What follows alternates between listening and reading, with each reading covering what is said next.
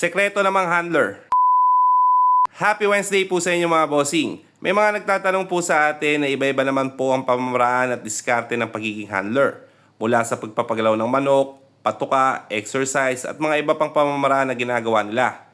Pero sinasabi naman din ng iba ay halos pare-parehas lang naman yan na ginagawa natin. Ibig sabihin, tinutulungan lang natin ang ating maalaga na lumakas ang resistensya nila.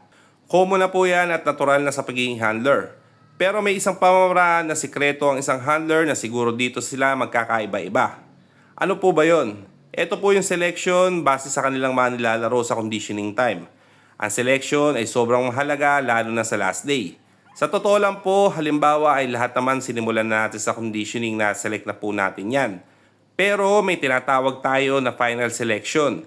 Dito naman pumapasok yung salitang consistency, dalawang bagay na pare sa conditioning. Selection at consistency. Explain ko po mga bossing. Una, selection tayo bago sa conditioning or last selection. Consistency, papasok naman dito sa last selection. Kung sino ba yung simula't simula pa lang, ayun na yung unang nilalaro ng ating maalaga hanggang sa dulo. Hindi nagbago, hindi na stress, bawat training natin ng laro sa kanila, kahit anong timbang sila, ganun ang laro nila. Kaya masasabi ko, yan po din ang sikreto ng isang magaling na handler. Dalawa po ang kailangan na i-monitor para bago dumating sa final exam. Ang selection at ang consistency. Maraming salamat po. Pakishare po ang ating video. God bless po.